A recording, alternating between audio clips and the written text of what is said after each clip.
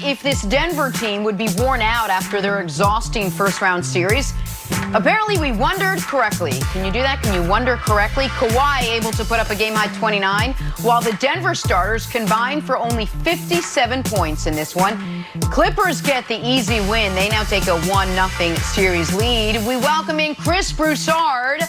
Broussard, I'll start with you. Were the Nuggets gassed from Tuesday's Game 7? Or are your Clippers just that good, buddy? His Clippers, lifelong fan. Even Nick's been calling them my Clippers the entire restart. Now they're not my Clippers. It's true. Gas? Gas? I wish I could do the Jim Moore voice. Gas?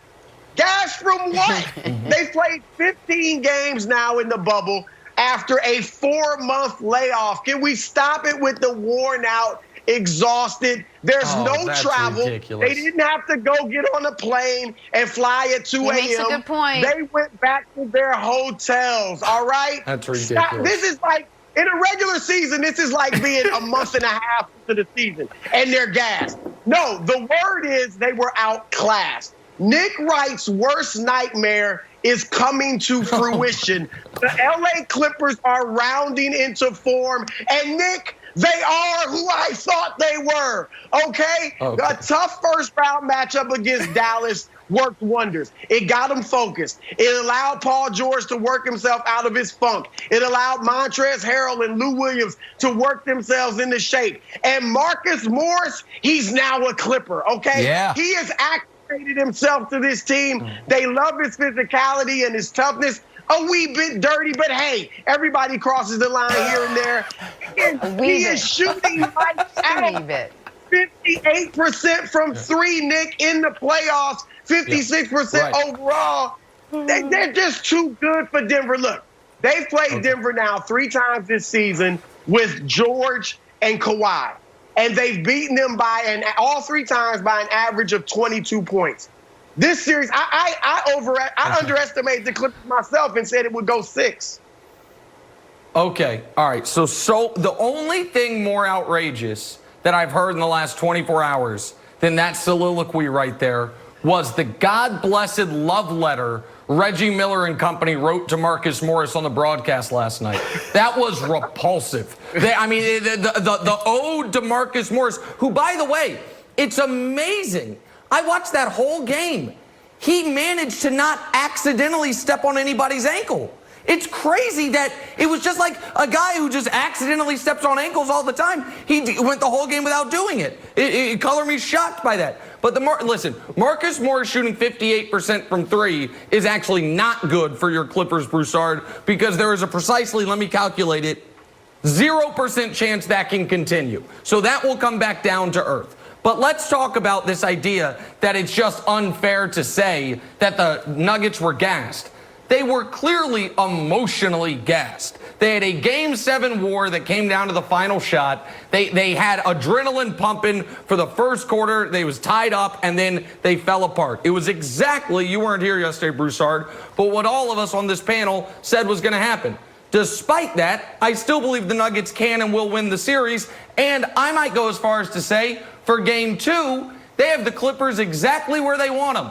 Because you know when the Clippers aren't good? When they're feeling good. So right now, America, Saturday night, I think you can get the Nuggets plus 9.5 on Fox Bet, but you don't need those points. Bet them to win on Fox Bet, because a nice, relaxed, we've played really well 2 games in a row, or 3 games in a row for the Clippers, we're clearly the favorites. Those are the types of games they lose. And one last thing, Brandon, before I kick it to you. America, always fact check Broussard's numbers he throws out there, because while they're accurate, they are at times misleading. He's accurate in saying the Clippers are 3-0 against the Nuggets when George and Kawhi have played. He leaves out the game the Nuggets beat them when Paul George didn't play. But one of those games was a game in the bubble when the Nuggets had a lead after 3 quarters against the full-strength Clippers, and then it was the Bowl show and Miles Plumlee for the 4th quarter, and then the Clippers ended up blowing them out. So it's accurate. So, believe but check, because sometimes Broussard tries to massage the info a little bit. But hey, he had Clippers in 6. I've got Nuggets in 7. It'll be very fun to see the next game, but the Nuggets are winning game 2, Brandon. Well, Chris, you did a great job of debunking the theory that the Nuggets weren't gassed. They were gassed, man. They were. You can see it. Jamal Murray had no legs. Jokic did a great job in the first quarter. Then the second quarter. Where did he go? Where did he go? No, the Clippers aren't really good. Kawhi is really good. Have we ever seen a more consistent guy? If I'm Doc Rivers, man, this has to be like the easiest guy to coach. You just throw him out there and let him do his thing. Night after night after night, he performs. There was 2 things that I wanted to see, and I didn't see it. I wanted to see Jokic step up to the challenge. He didn't do it. And I wanted to see if Jamal Murray was a flash-in-the-pan bubble guy. And that's exactly what he was. He was gassed. And how do you be gassed? To your point, Chris, how do you be gassed after 15 games? No travel. I don't get it. First of all, Nick is so flustered. He forgot I was here yesterday. What are you talking about? Okay? I was here. All right. Secondly, Jamal I mean, Murray, you weren't here when we did our picks. You're right. You're right. My bad. Sorry, Chris. Go ahead. I was watching from the green room in my house. But anyway, Jamal Murray, he's a nice player. I don't want to take anything away from him. But he has stepped up in class. Let's just keep it real. He stepped up in class. They got Kawhi Leonard to throw on him, Paul George to throw on him, Patrick Beverly to throw on him. And then if he gets to the rim, he's got to face, Montrezl Harrell and Zubac and some size. I mean, it's just a different animal against the Clippers. Look, Denver's a nice little team. They'll get a game. Maybe they'll get 2, as I predicted. But this series is over, Nick. Face it. And the Clippers have arrived. And Brandon, they're not good. Paul George isn't good. No. Their role players their roles. No. Paul George still hasn't arrived. Paul George still hasn't arrived. Great defense, great on the perimeter, phenomenal job. But on the offensive end, you need way more than that if you want to beat the Lakers. You need way more than that from Paul. He's Pippen. Richard Jefferson should have tweeted about Paul George being Pippen instead of Giannis. Oh, that's good. He's Pippen. He's in the perfect role. Kevin, what did you see last night? Nuggets look gassed? Well, I saw 2 interesting things. The first interesting thing is that Chris Broussard is such a consummate professional. Even though we're broadcasting from our homes, he's dedicated a green room into his house. He's got some magazines and some bottled waters there just to prep for the show. So that's a good lesson to all the younger sports journalists out there. If you want to treat this job seriously, dedicate a room to your house, take out all the furniture and turn it into a green room. The sign says Broussard outside. Like, oh, I'm here. Anyways, look, Jamal Murray had 221 points in the last series. We know that he's gassed. I think that Denver has peaked as a team. And Broussard, I'm going to throw it to you here. I don't think Nick actually thinks this series is going 7. And I'm going to question your integrity here, Nick, so buckle up, put a helmet on. I think you want it to go 7. I think you want it to go 7 because you want a tired Clippers team. I don't think you think the Nuggets are. You want a tired team to go up against the Lakers. I do not believe that pick is integrity. Go ahead, Broussard, but you're wrong. I want the Clippers to win. You want the Clippers to win? You do not want the Clippers to win, Nick. You picked the Nuggets. Of course. Pick the Nuggets. Yes. Broussard, you say you are the king of Broussard, you're the king of, I picked this team, but I'm rooting for this other team. And so I'm picking with my head, not my heart.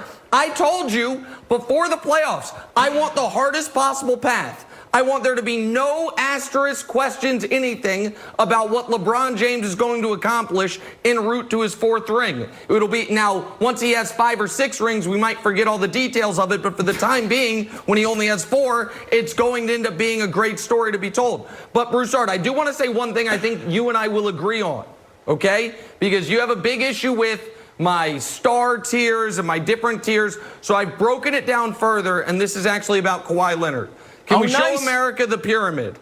Oh, my God. 55-player pyramid. Now, that's too much. Let's zoom in, if we could, on the upper echelon of it, where we can show the top 21 players in basketball. Broussard, you see where Kawhi Leonard is on that pyramid right now? I'm about a week away from flipping him and Giannis. The way Kawhi has played this whole postseason, and with Giannis struggling the way he is against the Heat, it is becoming very hard to argue, no matter how brilliant Giannis is in the regular season, that come the most important time, that Kawhi isn't the player you'd rather have. So while I had it LeBron, Giannis, KD, and then the next tier, Harden, Kawhi, Steph, it's starting to feel to me that Giannis and Kawhi should be flip-flopped there on the tiers. You see your guy Jason Tatum down there. He's 17. There's nothing wrong with that. But on Kawhi, where do you stand? I thought Kawhi could have had another 30-point game, but he didn't. But Kawhi didn't play the fourth quarter. He was almost perfect last night.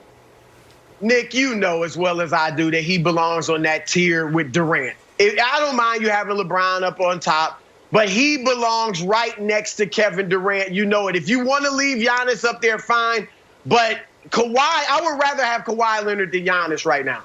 Brandon said it. Kawhi Leonard he can get a bucket whenever.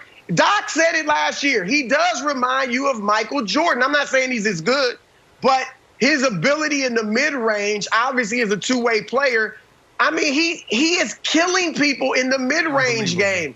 Youngsters, behold, Kawhi's definitely on that second tier. If that's how you do it. Well, then we have to remove Giannis because you can only have two people. Season though, you got to wait all regular season to get that kind of Kawhi though. Talk some football now. It is official. The torch has been passed. This is Cam's team now. Patriots rolling next.